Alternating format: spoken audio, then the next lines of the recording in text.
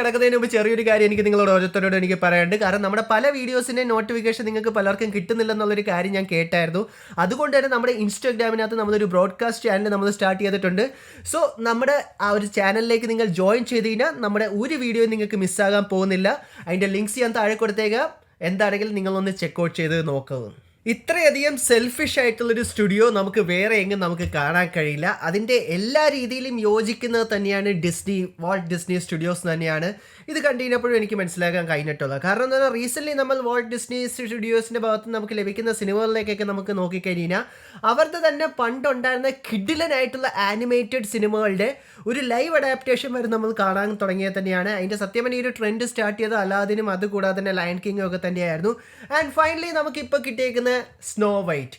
നിങ്ങൾക്ക് അറിയാവോ എന്ന് എനിക്കറിയില്ല. സ്നോ വൈറ്റ് ആയിരുന്നു ഡിസ്നിയുടെ തന്നെ ഏറ്റവും ആദ്യത്തെ ആനിമേറ്റഡ് സിനിമ. 1930 അങ്ങനെ ഏതാണ്ടായിരുന്നു ഇറങ്ങിയെന്ന് എനിക്ക് തോന്നുന്നു. 30 അത് കഴിഞ്ഞിട്ടെങ്ങാണ്ടായിരുന്നെന്ന് തോന്നുന്നു. 60s ആയിരുന്നെന്ന് എനിക്ക് തോന്നുന്നു. ഞാൻ മറന്നുപോയി. നിങ്ങൾക്ക് ഓർമ്മയുണ്ടെങ്കിൽ കമൻറ്റ് ബോക്സിൽ കമൻറ്റ് ചെയ്യാൻ തന്നെയാണ്. സോ എന്തൊക്കെ പറഞ്ഞാലും ഡിസ്നിയെ എന്താ പറയേണ്ടത് ആ ഒരു മാപ്പിലേക്ക് കൊണ്ടുവന്ന സിനിമയായിരുന്നു സ്നോ വൈറ്റ് എന്ന് പറഞ്ഞിട്ടുണ്ടായിരുന്ന ആ ഒരു സിനിമ. ആൻഡ് ആ സിനിമയുടെ ലൈവ് അഡാപ്റ്റേഷൻ ആരും ആഗ്രഹിച്ചിട്ടുള്ളതല്ല. പിന്നെ ആർക്ക് വേണ്ടി തിളയ്ക്കുന്ന സാമ്പാറായിട്ടാണ് ഇത് അവർ ഇറക്കിയതെന്ന് ചോദിച്ചു കഴിഞ്ഞാൽ ഞാൻ നേരത്തെ പറഞ്ഞ പോലെ നൊസ്റ്റാൾജിയ നമ്മൾ എങ്ങനെ അത് നമുക്ക് ക്യാഷ് ആക്കാം. അത് തന്നെയാണ് ഇതിനു മുമ്പ് ഇപ്പം നമുക്ക് കാണാൻ കഴിഞ്ഞിട്ടുള്ള ലൈവ് അഡാപ്റ്റേഷൻ സിനിമയിലൊക്കെ നമുക്ക് കാണാൻ കഴിഞ്ഞിട്ടുണ്ടായിരുന്നത് തന്നെ. ആൻഡ് നമുക്കറിയാം ഈ സിനിമയുടെ ട്രെയിലർ ലോഞ്ച് ചെയ്ത സമയത്ത് വരെ യൂട്യൂബിൽ തന്നെ ഇത്രയധികം ഡിസ്ലേക്ക് കിട്ടിയിട്ടുണ്ടായിരുന്ന ഒരു സിനിമയുടെ ട്രെയിലർ പോലുമില്ല. ആ ഒരു റെക്കോർഡ് വരെ ഡിസ്നി തിരുത്തിയിട്ടുണ്ടായിരുന്നു. ഇതിൻ്റെ ഇടയ്ക്ക് എന്താ ലിറ്റിൽ മേരിമേഡ് എങ്ങാണ്ട് ഇറങ്ങിയിട്ടുണ്ടായിരുന്നു തോന്നുന്നു. അതിൻ്റെ വരെ റെക്കോർഡ് വെട്ടിച്ചുകൊണ്ടുള്ള ഡിസ്ലൈക്കായിരുന്നു ഈ ഒരു സിനിമയ്ക്കകത്ത് നമുക്ക് ലഭിച്ചിട്ടുണ്ടായിരുന്നത്.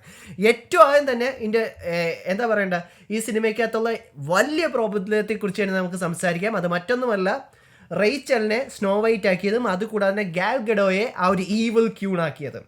ഈ ഒരു കാസ്റ്റിംഗ് ചോയ്സ് കേട്ടപ്പോൾ തന്നെ എല്ലാവരും പറഞ്ഞൊരു കാര്യം നേരെ ഓപ്പോസിറ്റ് ആയിരുന്നു വരേണ്ടിയിരുന്നത്. കാരണം റേച്ചിൽ കുറേ അധികം ഇൻ്റർവ്യൂവിനകത്ത് തന്നെ പുള്ളിക്കാരി പറഞ്ഞിട്ടുണ്ടായിരുന്നു, ഞാൻ ഈ പടം കണ്ടിട്ട് പോലുമില്ല, ഞാൻ ഈ ബുക്ക് പോലും വായിച്ചിട്ടില്ല, എനിക്കറിയില്ല ഇതെന്താ സംഭവിക്കുന്നത്, ഡയറക്ടർ പറഞ്ഞതെന്ന് ഞാൻ ഇത്രേ പറയുള്ളൂ.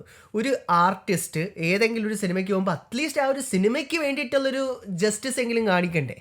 കാരണം അതുപോലും കാണിക്കാത്തൊരു ആക്ട്രസിനെ വെച്ചാണ് അവർ ഈ ഒരു സിനിമ മൊത്തത്തോടെ ചെയ്തിട്ടുള്ളത്. പിന്നെ കാസ്റ്റിംഗ് ചോയ്സ് നമ്മൾ ട്രെയിലറിൽ മുതൽ തന്നെ നമ്മൾ കണ്ടിട്ടുള്ളൊരു കാര്യം തന്നെയായിരുന്നു. ഗാൽ ഗഡോയെ ആ ഒരു പ്രിൻസസും അതുകൂടാതെ തന്നെ റേച്ചലിനെ ഈവിൾ ക്യൂണും ആക്കിയിരുന്നെങ്കിൽ ഈ ഒരു സിനിമ കുറച്ചും കൂടി നന്നായെന്നാണ് എനിക്ക് തോന്നിയിട്ടുള്ളത്. സോ അതുകൊണ്ട് തന്നെ ഈ ഒരു സിനിമ കാണാൻ പോയപ്പോൾ എനിക്ക് പ്രത്യേകിച്ച് ഒരു എക്സ്പെക്റ്റേഷനും ഇല്ല. ഞാൻ ആഗ്രഹിച്ചു പോയത് എന്താണോ അതെനിക്ക് എനിക്ക് ലഭിച്ചിട്ടുള്ളൂ. കാരണം എന്ന് പറഞ്ഞൊരു എന്താ പറഞ്ഞൊരു ഫ്ലോപ്പ് പടമാണ് കാണാൻ പോകണമെന്ന് പ്രതീക്ഷിക്കാൻ പോയി. എനിക്ക് ആ ഒരു ഫ്ലോപ്പ് പടം തന്നെ എനിക്ക് ഡിസ്നി സമ്മാനിച്ചിട്ടുള്ളത് തന്നെയാണ്.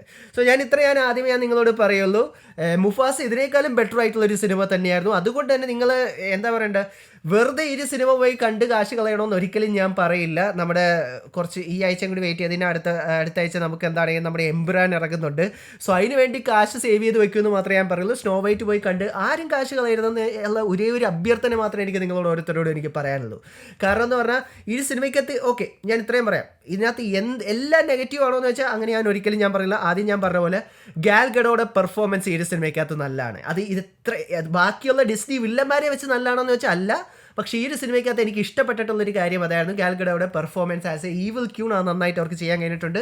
പിന്നെ ചിലയിടത്ത് CGI വിഷ്വൽ ഡിസൈൻസ് കോസ്റ്റ്യൂം അവർക്ക് നന്നായിട്ട് ചെയ്യാൻ കഴിഞ്ഞതായിട്ട് എനിക്ക് തോന്നി. മ്യൂസിക്കൽ നമ്പേഴ്സ് എനിക്ക് ഒന്നും ഇഷ്ടപ്പെട്ടിട്ടില്ലായിരുന്നു.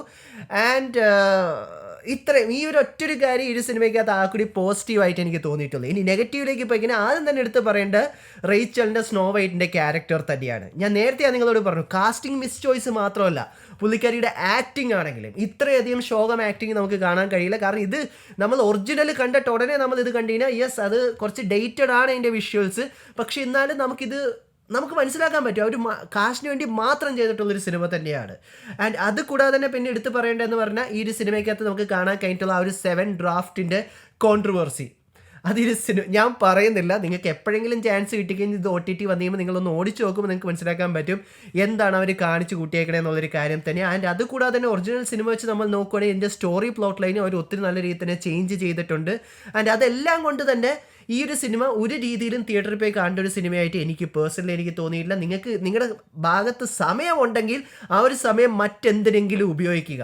വീട്ടിൽ പോയി നിങ്ങളുടെ ഫാമിലിയുടെ കൂടെ സ്പെൻഡ് ചെയ്യുക, അല്ലെങ്കിൽ നിങ്ങളുടെ ഫ്രണ്ട്സിൻ്റെ കൂടെ സ്പെൻഡ് ചെയ്യുക. ഇതൊന്നും നടന്നില്ലെങ്കിൽ നിങ്ങളുടെ വൈഫിൻ്റെ അല്ലെങ്കിൽ ഗേൾ ഫ്രണ്ടിൻ്റെ കൂടെ സ്പെൻഡ് ചെയ്യുക. അതായിരിക്കും കുറച്ചും കൂടി നല്ലതെന്ന് എനിക്ക് എന്താണെങ്കിലും പറയാൻ പറ്റുള്ളൂ. അല്ലെങ്കിൽ ഒന്നും നടന്നില്ലേ ചുമ്മാ ഇരിക്കുക, ഒന്നും ചെയ്യണ്ട. ഇന്നാലും നിങ്ങൾക്ക് നല്ലൊരു ടൈം കിട്ടും ഈ ഒരു സിനിമ കാണുന്നത് വെച്ച് നമ്മൾ നോക്കുവാണെങ്കിൽ തന്നെ. സോ അതുകൊണ്ട് തന്നെ നമ്മുടെ ഈ ഒരു സിനിമയുടെ ഫൈനൽ റേറ്റിംഗ് എത്രയെന്ന് വെച്ചാൽ ഇറ്റ്സ് അബ്സല്യൂട്ട്ലി 2 out of 10. ആ ഒരു 2 തന്നെ ഞാൻ കൊടുത്തിട്ടുണ്ടായിരുന്നു. ഇതിനകത്ത് വർക്ക് ചെയ്ത ആൾക്കാരും ആൻഡ് ഗാൽ ഗഡോയുടെ പെർഫോമൻസും അത്യാവശ്യം നല്ലത് തന്നെയായിരുന്നു. സോ ഇത് മാത്രമാണ് എൻ്റെ അഭിപ്രായം ഡിസ്നിയുടെ പുതിയ സ്നോ വൈറ്റ് എന്ന് പറഞ്ഞ സിനിമയെക്കുറിച്ച് എനിക്ക് പറയാനുള്ളൊരു കാര്യം. പിന്നെ ഞാൻ നേരത്തെ പറഞ്ഞ പോലെ എനിക്ക് അത്യാവശ്യം പനിയുണ്ട്. സോ സൗണ്ട് വൺ ശോകം തന്നെയായിരിക്കും. ആൻഡ് വീഡിയോ ഇഷ്ടപ്പെട്ടിട്ടുണ്ടെങ്കിൽ ലൈക്കും ഷെയറും ചെയ്യാവുന്ന തന്നെയാണ്. ഇഷ്ടപ്പെട്ടത് നിങ്ങൾക്ക് എന്താണെങ്കിലും ഡിസ്ലൈക്ക് ചെയ്യാവുന്ന തന്നെയാണ്. So once again thank you so much watching this video guys. Stay safe guys, stay awesome. See you guys next episode.